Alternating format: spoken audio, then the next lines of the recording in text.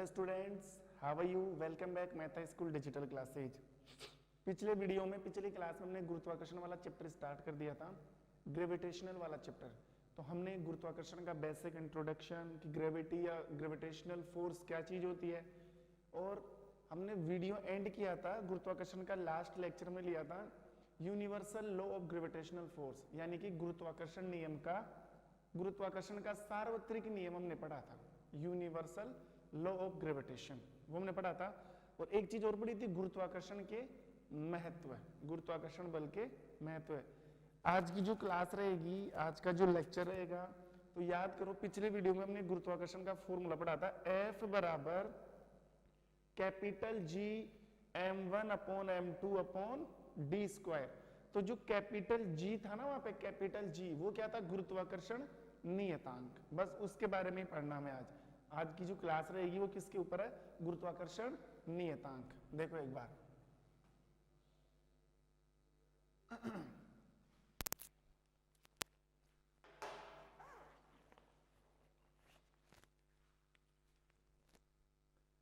गुरुत्वाकर्षण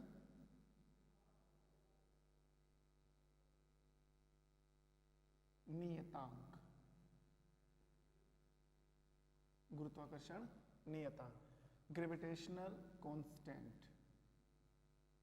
gravitational constant, gravitational constant, ये पढ़ना में। और जो गुरुत्वाकर्षण नियतांक है, जो ग्रेविटेशनल कांस्टेंट है, वो क्या है? Capital G, capital G. इसके बारे में पढ़ना है। और पढ़ना क्या है? देखो सुन लो, ग्रेविटेशनल कांस्टेंट क्या है? हमने कल पढ़ा था कि जो गुरुत्वाकर्षण बल होता है, गुरुत्वाकर्षण बल पृथ्वी के द्रव्यमान और वस्तु के द्रव्यमान के अनुक्रमानुपाती होता है, और उनके बीच की दूरी के वर्ग के क्या होता है? व्युत्क्रमानुपाती। और जब हमने वो समानुपाती वाला चिन्ह हटाया था, तो बराबर का चिन्ह लगाया था, उसके साथ एक नियत राशि देनी पड़ती है, कैपिटल जी। ये एक फिक्स राशि है, फॉर्मूले के साथ आई है, ये साइंटिस्ट के द्वारा अप्लाई है। इसके बारे में पढ़ना है। पढ़ना क्या है? इस जी का सूत्र, कैपिटल जी का फॉर्मूला क्या होता है, फिर इसका मात्रक क्या होता है, और इसका मान कितना डिसाइड किया गया है, वो सारी चीजें हमें देखनी है। ठीक है, तो सबसे पहले देखो, जी का सूत्र निरूपित करना, कैपिटल जी का सूत्र निरूपित, कैपिटल जी का सूत्र निरूपित करना। देखो अब कैपिटल जी का फॉर्मूला हमें अप्लाई करना है, फॉर्मूला डेराइव करना है, हमें निकाल कर लाना है, डेराइव करना है। तो कहां से लेके आओगे? तो कैपिटल जी का फॉर्मूला आपको उसी जगह से मिलेगा जहां पर ये आया था। तो ये फॉर्मूला हमें कहां पर मिला था? ये हमें गुरुत्वाकर्षण के सार्वत्रिक नियम से मिला था। और वो नियम क्या था? नियम था F बराबर capital G m1 into m2 upon d का स्क्वायर। तो फॉर्मूला मिल सकता है ना, बिल्कुल इजी है। आपको जी का फॉर्मूला चाहिए तो इसको इधर ले लो, पक्षांतरण करके इसको इधर ले जाओ, जी का फॉर्मूला मिल जाएगा। तो ये वाली जो राशि है ना, ये वाली राशि, ये वाली, ये बायां पक्ष है और ये दायां पक्ष है। जो दायां पक्ष है ना, इसका पक्षांतरण कर लो, इसको इधर ले लो।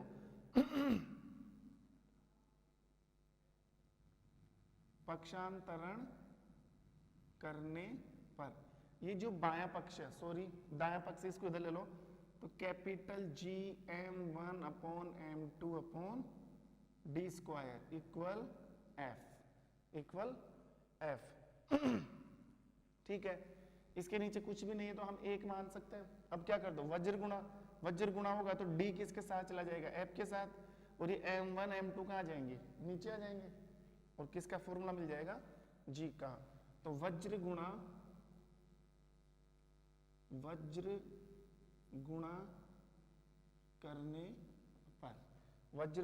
करने पर फॉर्मूला बना क्या? g m1 m2 equal f d का स्क्वायर। g अपनी जगह रखो तो m1 m2 कहाँ चले जाएंगे? बटे में चले जाएंगे।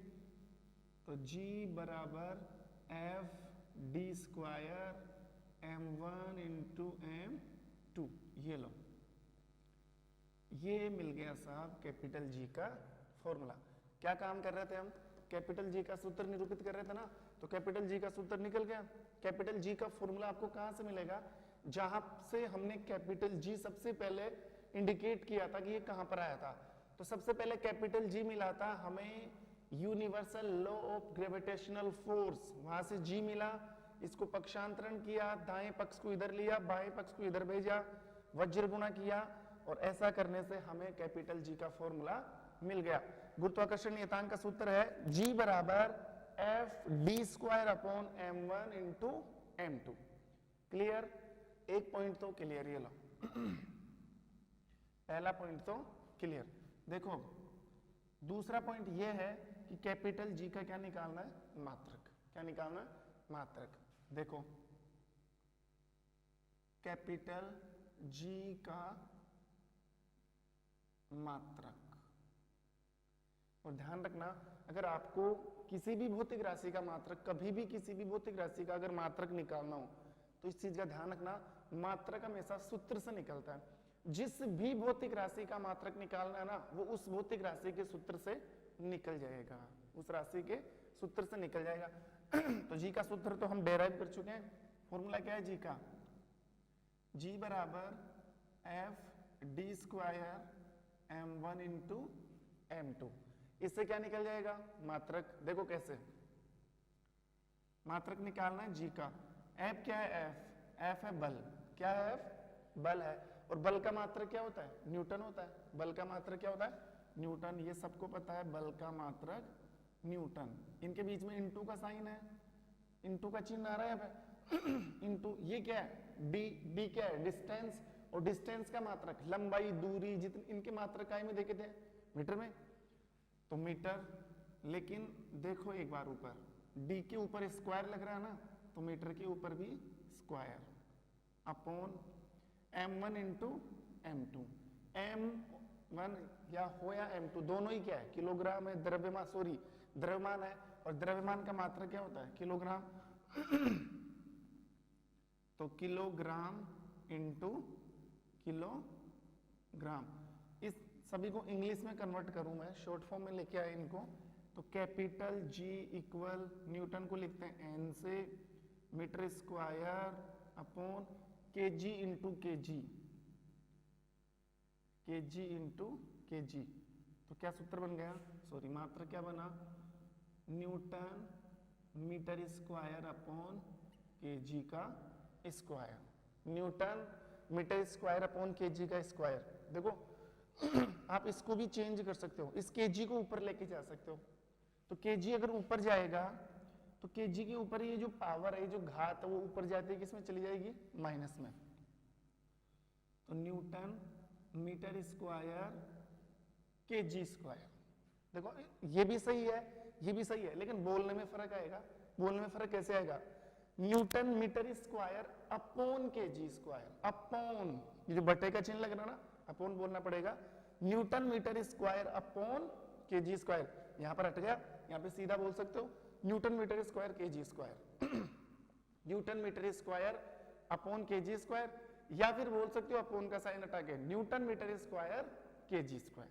ये लो, ये है g का मात्रक, ये है g का मात्रक, ये g का सूत्र और ये g का मात्रक। अब क्या करना है? g का मान निकालना है, कैपिटल G का मान, G का मान। और देखो कैपिटल G का मान कितना होता है? 6.67 इंटू 10 टू दी पावर -11। फिर ये मात्रक लगाओगे,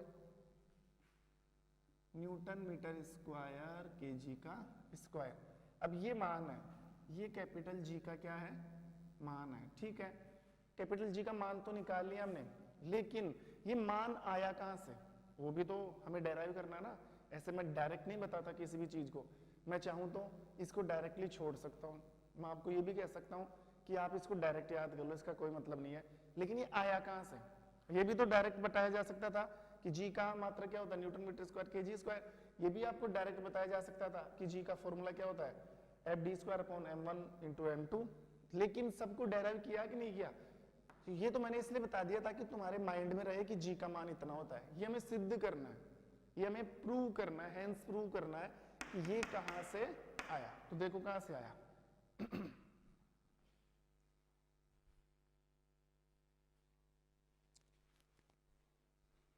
अब हमें क्या करना है, कैपिटल जी का मान निकालना है।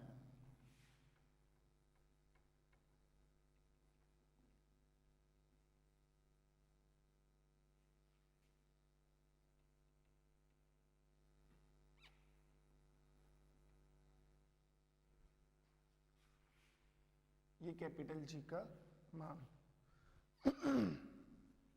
हेडिंग है गुरुत्वाकर्षण नियतांक यानी कि कैपिटल जी का मान निरूपित करना। कैपिटल जी का मान, कैपिटल जी का मान ज्ञात करना। देखो, और कैपिटल जी का मान कितना होता है, G equal 6.67 into 10⁻⁻11 newton metre square के जी का स्क्वायर। ये डेराइव करना है, ये मान हमें निकालना है। देखो, अब ये मान निकालने के लिए हमें एक क्वेश्चन तैयार करना पड़ेगा। पहले एक क्वेश्चन के रूप में हमें ये मान निकालना है। जैसे मान लो एक क्वेश्चन है कि दो पिंड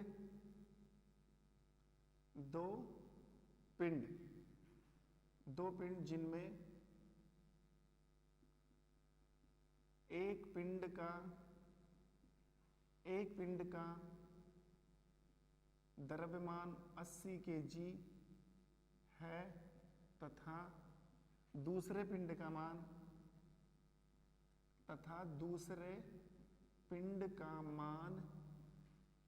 40 kg है। 40 kg है। दो पिंड जिनमें एक पिंड का द्रव्यमान 80 kg है तथा दूसरे पिंड का मान 80 kg है। दोनों पिंडों के बीच की दूरी,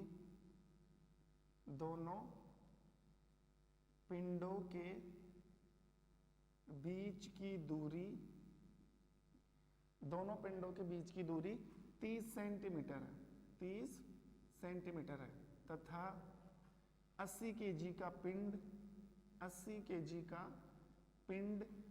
40 kg के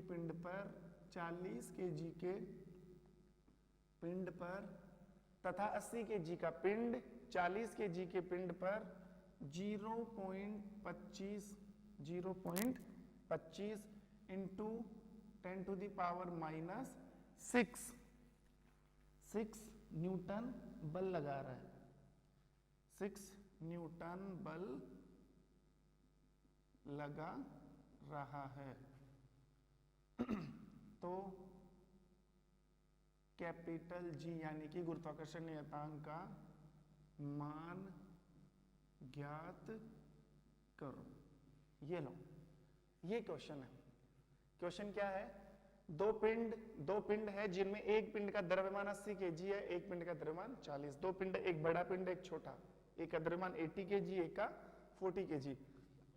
दोनों पिंडों के बीच की दूरी कितनी है, उनके बीच में जो गैप है 30 सेंटीमीटर का तथा 80 kg का पिंड 40 kg के पिंड पर 0.25 इंटू 10⁻⁻6 न्यूटन बल लगा रहा है।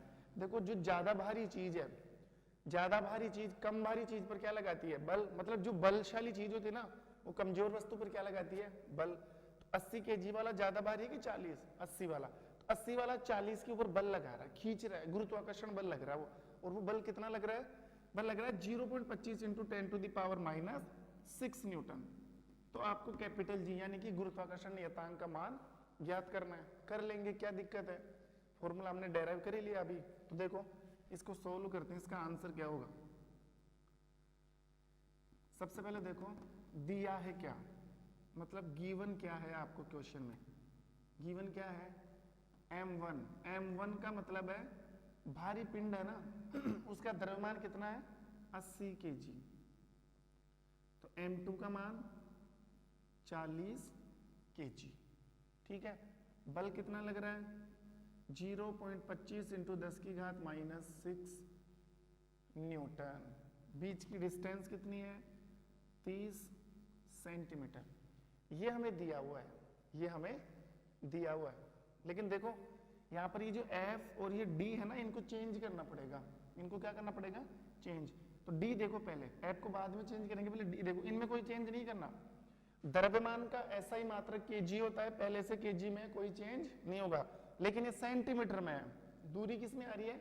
सेंटीमीटर में। हालांकि सही है, लेकिन हमें MKS मेथड अपनाना पड़ता है। मतलब एक ऐसा मात्रक लगाना पड़ेगा जो ऐसा ही हो, जिसने सभी कंट्रीज को अप्लाई कर रखा हो।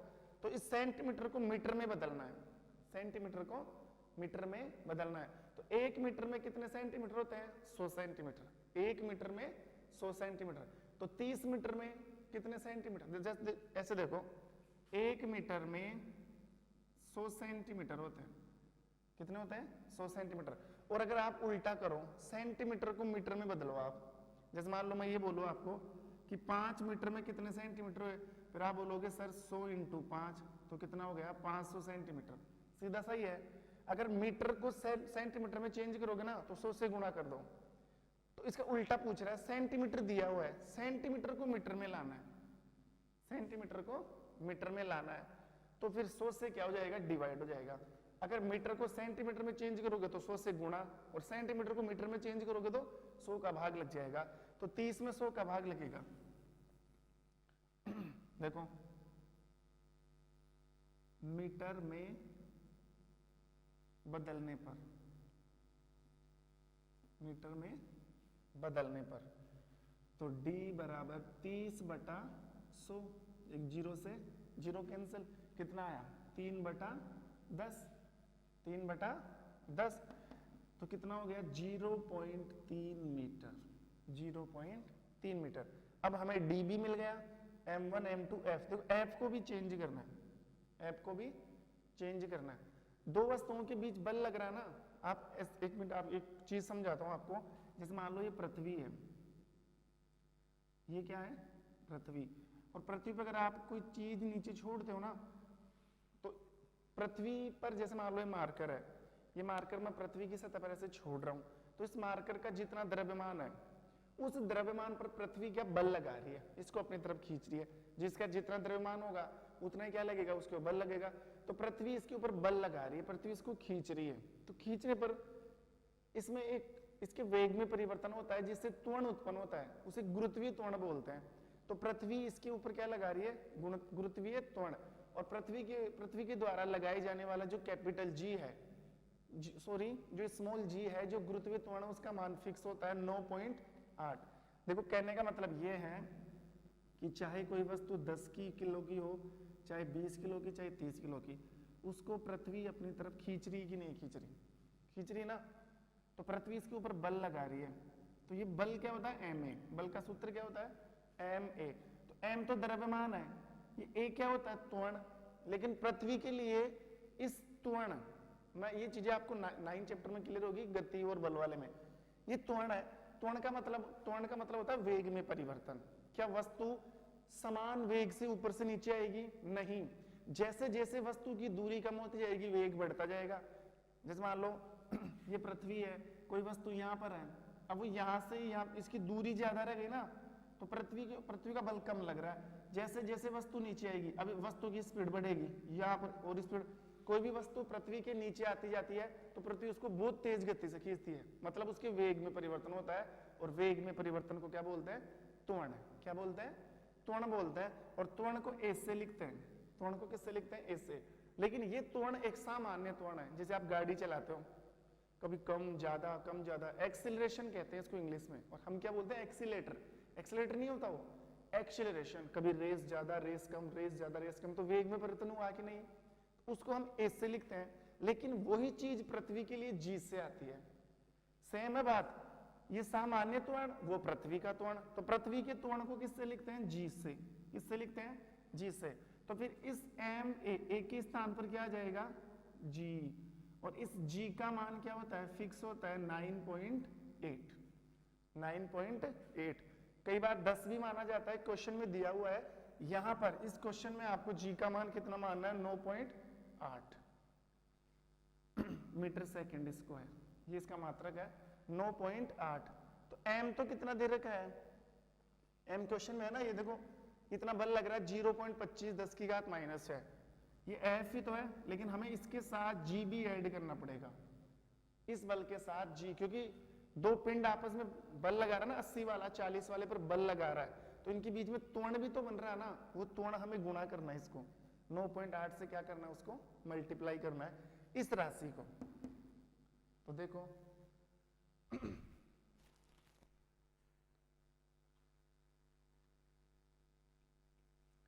ये जो राशि है ना, कौन सी, 0.25 इंटू 10 की घात -6, ये तो क्या है, बल F बराबर क्या होता है, F बराबर ma, लेकिन एक ही स्थान पर क्या यूज करेंगे, g, तो m तो ये तो द्रव्यमान आ गया, ऐसे मान लो, ये तो m आ गया, इसके साथ g और ऐड करोगे तो g का मान होता है 9.8, कितना होता है 9.8। अब सब चीजें बेटर है, 80 m1 है, 40 m2 है, ये इन दोनों के बीच में लगने वाला बल है, दूरी हमने चेंज करी ली 0.3 मीटर। अब क्या करो, g के सूत्र में इन चीजों को डाल दो, g का मान ज्ञात हो जाएगा। तो g का सूत्र क्या है, सोल्व करें हम, यहां से g का सूत्र निकाला था हमने अभी, g बराबर f d का स्क्वायर m1 इंटू m2।